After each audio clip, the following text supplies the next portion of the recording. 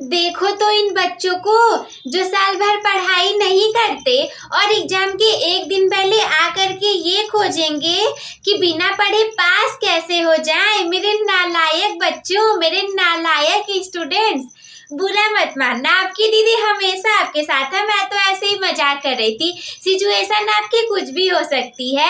ये भी हो सकता है कि आप कोई जॉब कर रहे होगे, आपकी आर्थिक स्थिति सही नहीं रही होगी और दैट्स वाई आपने पढ़ाई नहीं की।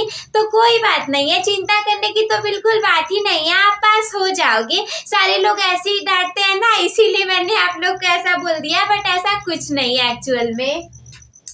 तो देखो क्या है, कल आप लोग का पेपर है और आज मैं आप लोग को क्या बता रही हूँ कि अंग्रेजी में बिना पढ़े पास होने का तरीका। बिना पढ़े पास होना तो उसी तरीके से है ना कि बिना सांस लिए जिंदा रहना, बिना खाना खाए अपनी भूख को मिटा लेना, बिना पानी पिए अपनी प्यास को मिटा लेना। लेकिन हाँ, कुछ तरीके होते हैं जिनकी वजह से थोड़ी बहुत तो आप कर ही लोगे। थोड़ा बहुत क्या कर लोगे, जैसे कि पहली बात देखो, पहला पॉइंट मैंने क्या रखा हुआ है कि अंग्रेजी के पेपर में केवल अंग्रेजी ही लिखे। मैं चाहूँ तो ये वीडियो आप लोग को इंग्लिश में भी बोल करके दे सकती हूँ, यहाँ पे लिख दूँ इंग्लिश PYQ, ऐसे इंग्लिश में लिख दूँ। लेकिन मुझे पता है कि अगर आप लोग इस वीडियो में आए हो तो आप लोग के अंदर शायद उतनी ज्यादा नॉलेज नहीं हो, इसीलिए कोई बात नहीं। बहुत सारे लोग पास हो जाते हैं, लाखों करोड़ों लोग पास हो जाते हैं, आप क्यों नहीं हो पाओगे? हर साल तो बच्चे पास होते हैं। आप ऐसे बच्चों को भी देखोगे जिनको कि कुछ आता ही नहीं था, यहाँ वहाँ घूमते थे, वो भी पास हो गए, तो भला आप क्यों पास नहीं हो पाओगे? आप भी हो जाओगे। लेकिन पहली कंडीशन देखो क्या है कि अपने अंग्रेजी के पेपर में 3 घंटे 15 मिनट केवल अंग्रेजी को ही लिखना। ऐसा नहीं हो कि पास होने के चक्कर में आप अपने अंग्रेजी के पेपर में हिंदी लिख दो, गणित लिख दो, इतिहास लिख दो, विज्ञान लिख दो, कुछ भी लिख दो। ऐसा करोगे तो फेल हो जाओगे। तो इसके लिए आपको क्या करना पड़ेगा, इसके लिए आप लोग को क्या करना पड़ेगा कि अंग्रेजी के पेपर में केवल अंग्रेजी ही 3 घंटे लिख करके आना, पास हो जाओगे। इसके बाद दूसरी बात है, देखो ये बात भी होती है कि दीदी क्या हम कॉपी भर के पास हो सकते हैं? तो बिल्कुल पास हो सकते हो, चिंता मत करो। दूसरी बात क्या है कि पिछले वर्ष का प्रश्न पत्र देख लें। देखो अगर आपके पास टाइम है, अगर आपके पास मान लो आज रात को आप ये वीडियो देख रहे हो, आपके पास अभी बहुत टाइम है, सुबह पेपर देने जाना है ना, मान लो शाम को 6 बजे 7 बजे ये आप वीडियो देख रहे हो, सुबह 7 बजे तक का पूरे 12 घंटे पास आपके पास टाइम है। 5-6 घंटे सोने के लिए निकाल लो, फिर भी 5-6 घंटे बच ही जाएंगे। तो इतने में क्या करो कि एक को अपने पिछले वर्ष का ना पेपर देख करके जाना। कोई भी एक पेपर पिछले वर्ष का देख लेना, किसी दोस्त से मांग लो, दोस्त से नहीं मांगना चाहते, जहाँ यूट्यूब पर आप ये वीडियो देख रहे हो इसी पर आप कोई भी पेपर देख लो। मैंने खुद ही सॉल्व करवाया कई सारे पेपर, कोई भी एक पेपर देख करके जाना, आपको आइडिया तो लग जाए कि पेपर आता कैसा है, हम पास हो पाएंगे कि नहीं हो पाएंगे। केवल 23 नंबर चाहते हैं पास होने के लिए, आप बिल्कुल आसानी से हो जाओगे। और थोड़ा बहुत उसे हल कर लेना, थोड़ा बहुत कैसे, जैसे लेटर हो गया, आर्टिकल राइटिंग हो गई, तो ये सारी चीजें ना बिल्कुल सेम टू सेम वही आती हैं हर साल, वो सब अपना लिख लोगे आप लोग। जैसे इजी राइटिंग में आ गया, पॉल्यूशन के ऊपर लिख दो, गॉल के ऊपर लिख दो, यही सारी चीजें आती रहती है, बिल्कुल आसानी से कर ले जाओगे। तीसरा वाला क्या है कि प्रश्न को ध्यान से पढ़ें। देखो जब आपको कुछ आता ही नहीं होगा तो मैं हमेशा कहती हूँ कि 0 से 1 तो हमेशा बेहतर होता है। क्या पता कि प्रश्न को पढ़ने से आपको कुछ अंदाजा लग जाए कि इस वाले को मैं तो हल कर सकता हूँ, इस वाले को मैं तो हल कर सकती हूँ। जैसे कि देखो अनसीन पैसेज है, उसके नीचे जो क्वेश्चन रहते हैं वो उसी अनसीन पैसेज में से ही पूछे जाते हैं। तो आप उसको पढ़ोगे, थोड़ा बहुत भी यहाँ वहाँ वर्ड मिलेंगे तो आपको लगेगा अरे हाँ इसको तो मैं कर ही सकता हूँ, क्योंकि देखो यही चीज प्रश्न में पूछा है, यही अनसीन पैसेज में दिया हुआ है।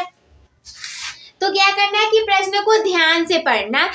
तो जब आप प्रश्नों को ध्यान से पढ़ोगे तो आपको लगेगा ना, हो सकता है कि आपको ऐसा लगे कि दीदी मैं तो इसे कर सकता हूँ। अब वहां पे थोड़ी ना दीदी रहेंगी, मतलब मैं ऐसे ही बता रही हूँ कि हो सकता है कि आप लोग को ऐसा लगे कि शायद मैं तो इसे हल कर सकता हूँ। जैसे कि देखो अनसीन पैसेज रहेगा, तो अनसीन पैसेज में जो अनसीन पैसेज में लिखा रहेगा एक पैराग्राफ में, उसी से रिलेटेड नीचे वाले क्वेश्चंस रहते हैं। तो क्वेश्चन के पढ़ोगे वही अनसीन पैराग्राफ में खोजोगे वो मिल जाएगा। तो आपको लगेगा हाँ ये तो बहुत आसान है, केवल 23 नंबर ही तो पासिंग मार्क्स के लिए चाहिए, ये तो हमें बिल्कुल आसानी से मिल जाएंगे। इसके बाद देखो चौथा वाला क्या है कि कुछ ना कुछ जरूर लिखें। सपोज दैट ये आपकी कॉपी है ना, ये आपकी कॉपी है, मतलब यहाँ पर भी ये ऐसे 2 पेजों की कॉपी है, ये हमारा पेज 1, ये है पेज 2, और आपने इसमें कुछ भी नहीं लिखा, इसे बिल्कुल ब्लैंक को छोड़ा हुआ है।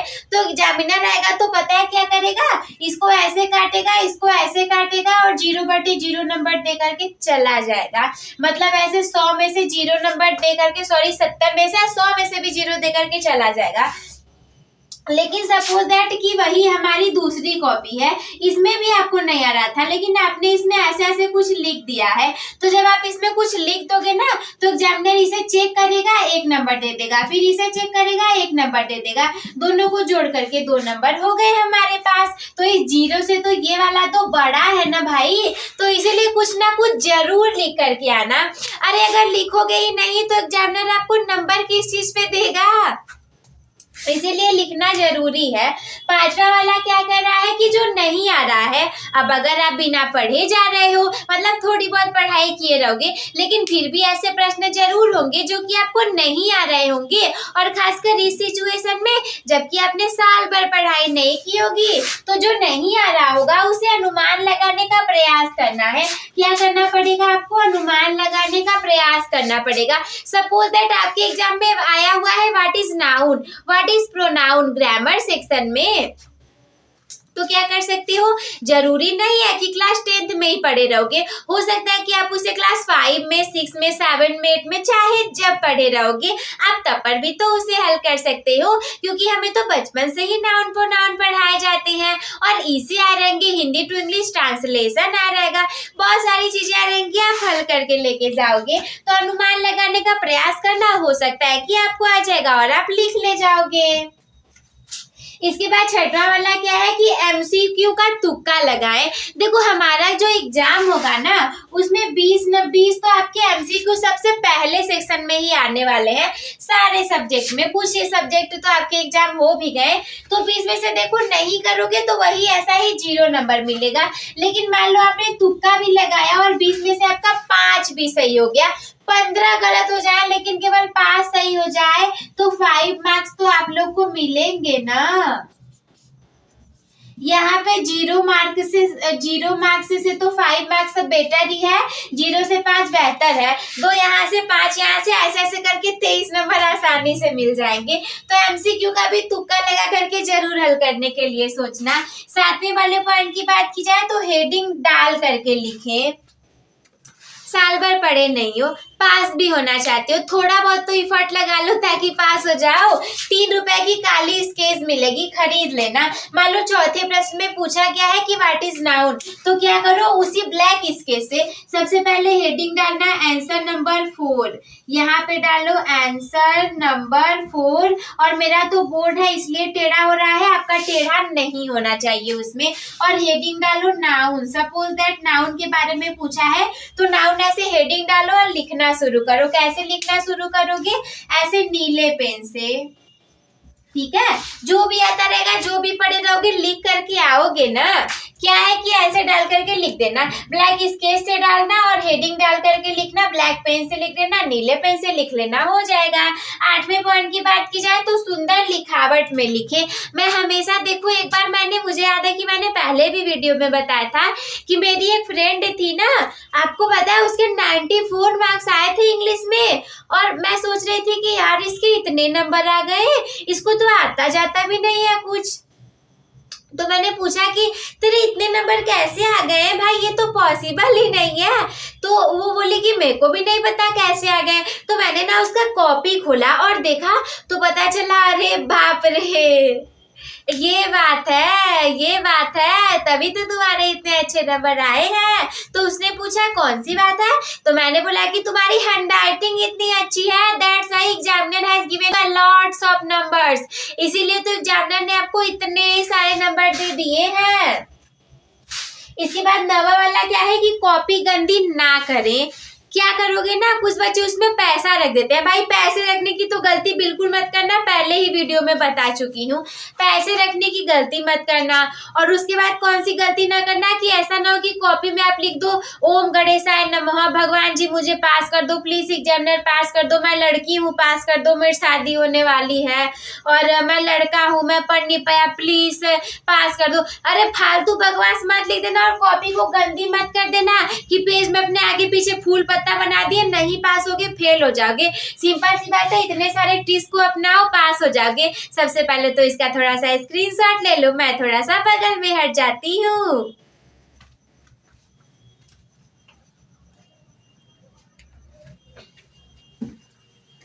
देन आई होप कि आप सभी लोग को ये सब कुछ समझ में आ गया होगा।